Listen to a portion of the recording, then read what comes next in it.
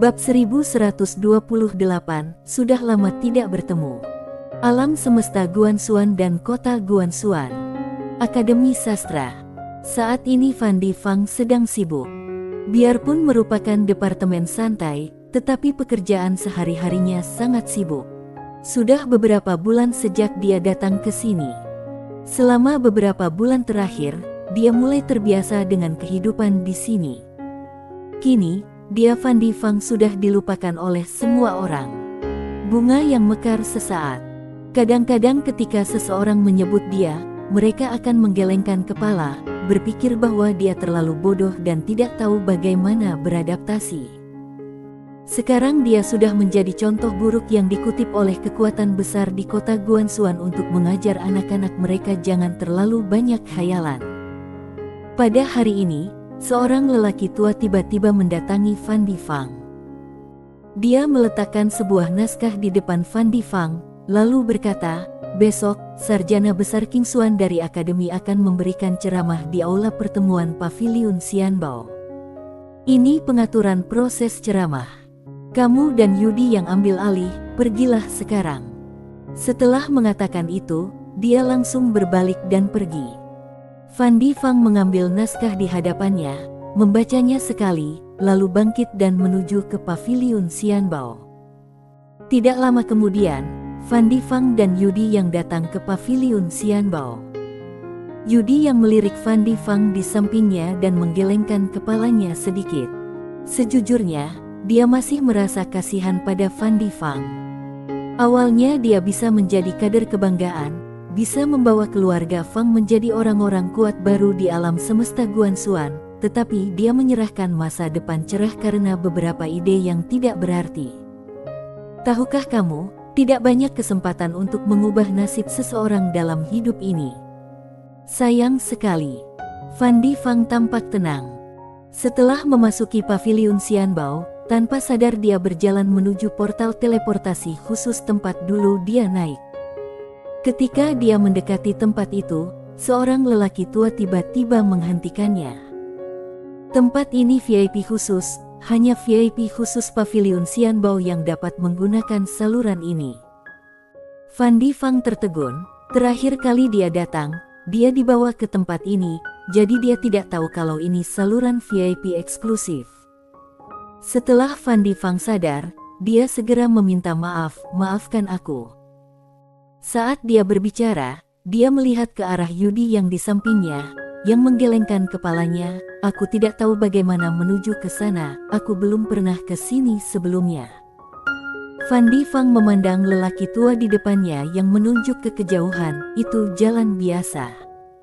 Fan Difang menangkupkan tinjunya dan berkata, "Terima kasih." Setelah mengatakan itu, dia dan Yudi yang hendak pergi, tetapi pada saat ini, seseorang tiba-tiba keluar dari saluran VIP eksklusif. Fan Difang sedikit terkejut saat melihat orang itu keluar. Dia mengenal orang tersebut. Pengurus Hong lah yang mengiriminya undangan ke Paviliun Xianbao. Pengurus Hong sedikit terkejut saat melihat Fan Difang. Dia jelas tidak menyangka akan bertemu Fan Difang di sini, tapi dia tidak berkata apa-apa atau menyapa, dan berbalik untuk pergi. Orang yang sudah kehilangan nilainya tidak layak menyia-nyiakan kata-kata dan ungkapan. Fan Difang tidak kecewa. Selama kurun waktu ini, dia sudah melihat terlalu banyak tentang apa yang disebut lemahnya hubungan antar manusia. Kalau ada nilainya, maka akan dihargai, kalau tidak ada nilainya, maka akan diabaikan. Hal yang sangat normal. Fan Difang menoleh ke arah Yudi yang, "Ayo pergi." Yudi yang mengangguk, lalu berjalan menuju jalan biasa di kejauhan. Saat itu, seseorang di sebelah tiba-tiba berkata, "Dia Fan Difang. Aku ingat dia. Dia biasa mengambil jalur VIP eksklusif." Fan Difang, yang mengira dekan dan dia bersaudara. Benarkah? Konyol, dia mengira dekan akan memperlakukannya sebagai saudara. Ini adalah kurangnya kesadaran diri dan ketidakmampuan mengenali diri sendiri. Suara orang-orang itu tidak pelan, dan karena mereka semua adalah kultivator, Fan Difang dan Yudi yang dapat mendengarnya dengan jelas. Orang-orang yang lalu lalang pun memandang ke arah Van Di Fang dan mulai membicarakannya. Van Di Fang tidak menunjukkan ekspresi apapun. Dia dan Yudi yang berjalan menuju lorong biasa di kejauhan. Ketika mereka sampai di pintu lorong biasa, dia berbalik dan melirik ke arah orang-orang yang masih membicarakannya, dan berkata dengan lembut, "Jalan di bawah gunung itu benar-benar berisik." Ejekan ini sama kerasnya dengan sorakan waktu itu. Saat dia berbicara, dia menggelengkan kepalanya dan tersenyum, lalu berbalik dan berjalan ke lorong. Keduanya naik portal teleportasi biasa ke aula besar yang sangat luas dan dapat menampung puluhan ribu orang. Beberapa acara berskala besar di kota Guanxuan pada dasarnya diadakan di sini. Van Di Fang dan Yudi yang mulai mengatur tempat tersebut karena Kiruli adalah murid dari sarjana Konfusianisme Tetua Su yang terkemuka di akademi. Siapa Tetua Su?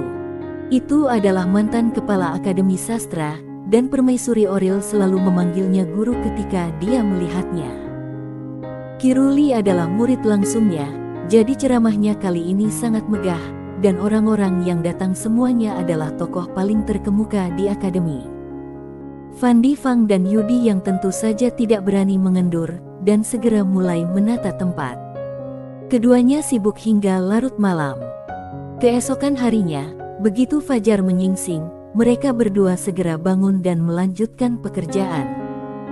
Saat seberkas sinar matahari menyinari bumi, para tamu mulai berdatangan.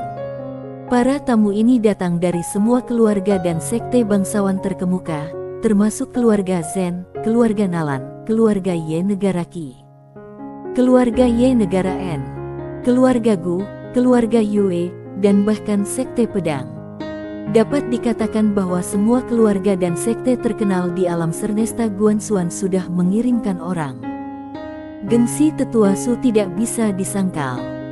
Selain itu, Kiruli juga merupakan kader yang sangat potensial dan kemungkinan besar akan memimpin Akademi Konfusianisme di masa depan. Ini harus diberi muka. Semakin banyak orang yang masuk. Keluarga dan sekte bangsawan ini memiliki kursi tertentu, mana yang harus di baris pertama dan mana yang harus di baris kedua. Keluarga dan sekte bangsawan terkemuka ini sangat menghargai hal ini. Segera, para tamu mengambil tempat duduk mereka satu demi satu. Van Di Fang dan Yudi yang diam-diam bersiap kapan saja. Pada saat ini, seorang lelaki tua perlahan masuk ke aula. Orang tua itu mengenakan jubah lebar, sangat bersih dan rapi, dan memegang sebuah buku kuno yang tebal di tangannya. Saat dia masuk, semua tamu segera berdiri dan memandangnya. Kiruli, seorang ulama besar pada masanya. Biarpun alarm semesta Guanxuan adalah dunia Budo, tetapi status Ularna di sini sangat tinggi. Kiruli perlahan berjalan menuju podium di kejauhan. Ketika dia sampai di podium, dia meletakkan buku itu di podium dan kemudian memberi sedikit hormat kepada semua tamu di ruangan itu, yang dengan cepat membalas hormatnya. Saat ini, Van Di Fang segera mengambil cangkir teh dan meletakkannya di sebelah Kiruli. Kiruli menandangnya dan tersenyum tipis, "Terima kasih." Van Di Fang berkata cepat, "Sarna sama." Saat dia berbicara, dia membungkuk sedikit dan kemudian mundur. Mereka berdua tidak hanya harus menuangkan teh untuk Kiruli, tetapi juga untuk orang-orang di kelompok pertama di barisan depan, karena orang-orang di barisan ini memiliki status yang sangat terhormat dan tidak bisa diserahkan kepada pelayan biasa. Saat menuangkan teh, Van Di Fang menemukan bahwa dia ternyata mengenal sebagian besar orang di kelompok pertama. Saat dia menghadiri jamuan makan yang diadakan oleh Pavilion Xianbao, banyak orang yang datang untuk berteman dengannya di jamuan makan tersebut. Ketika mereka bertemu di sini, orang-orang ini masih duduk tegak, dan dia hanya bisa menuangkan teh. Van Di Fang tidak terlalu memikirkannya dan hanya menuangkan tehnya. Pada saat ini, orang-orang itu juga memperhatikannya, dan semua orang terlihat sedikit heran. Van Di Fang. Ketika Van Di Fang dihargai, keluarga mereka menyuruh mereka melakukan yang terbaik untuk berteman dengannya. Tetapi, Tak lama kemudian, Van Di Fang langsung dikeluarkan dari lingkaran inti kekuasaan dan kemudian menjadi contoh buruk. Setelah Van Di Fang menuangkan teh untuk semua orang, dia menyingkir. Qiru Li mulai memberikan ceramah, dia terutama berbicara tentang beberapa buku kuno saat ini. Beberapa dari buku kuno ini berasal dari Bima Sakti, dan beberapa berasal dari peradaban kosmik lainnya. Saat mendengarkan teks aslinya, banyak penonton yang mengerutkan kening karena tidak begitu mengerti apa yang didengar. Untungnya Qiru Li bisa menerjemahkannya. Waktu berlalu sangat cepat. Pada siang hari, Qiru Li menyelesaikan ceramahnya setelah menutup buku kuno. Dia melihat orang-orang di bawah dan berkata sambil tersenyum, "Aku tahu kalian semua suka berlatih. Kultivasi adalah tentang mengembangkan pikiran, dan membaca adalah cara terbaik untuk memupuk karakter moral. Kalian dapat membaca lebih banyak buku di waktu luang, yang juga akan berguna untuk latihan kalian." Di bawah, semua orang buru-buru melayaninya. Qiru Li tersenyum. Dia tahu bahwa sebagian besar anak muda ini hanya mendengarkan. Tapi itu tidak masalah selama salah satu dari mereka benar-benar mendengarkan, akan sangat bermanfaat baginya untuk melakukan ini. Dan pada saat ini, sebuah suara dari belakang tiba-tiba terdengar, "Kelas Tuan hari ini sangat bermanfaat bagi aku." Semua orang menoleh untuk melihat, dan ketika mereka melihat orang yang berbicara, semua orang tercengang. Terlihat seorang pria muda duduk di sudut sana, dan pemuda ini adalah Sander Yell. Dekan. Semua orang tampak tidak percaya. Kenapa dekan ini muncul di sini? Di sudut, Sander Ye berdiri perlahan dan berjalan menuju Qiru Li di podium. Para tamu yang duduk dengan cepat berdiri untuk membiarkan dia lewat.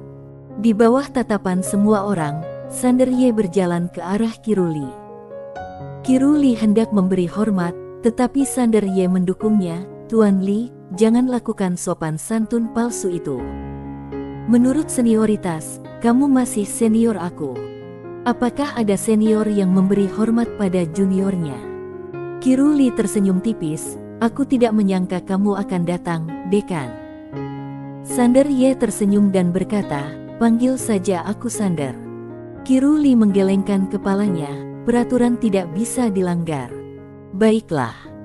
Sander Ye tersenyum dan berkata, "Tuan Li, saat mendengar kamu ceramah, kamu menyebut beberapa buku kuno, bisakah buku itu dihadiahkan padaku?"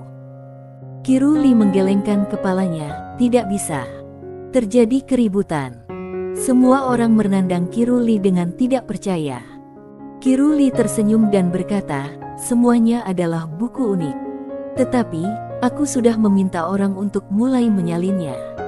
Kalau saatnya tiba, dekan bisa pergi ke akademi dan meminta seseorang untuk memberikannya kepada kamu."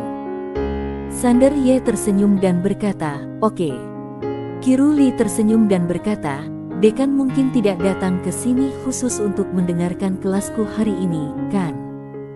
Sander Ye mengangguk, "Memang benar, aku datang ke sini hari ini untuk mencari seseorang." Sambil berkata begitu, dia berjalan perlahan ke arah Van Di Fang yang berdiri dengan hormat di sampingnya. Dia tersenyum dan berkata, "Saudara Fang, sudah lama tidak bertemu." Van Di Fang tertegun. Tiba-tiba terjadi keheningan yang mematikan di lapangan. Semua orang memandang Sander Ye dan Van Di Fang di kejauhan dengan tidak percaya. Bersambung.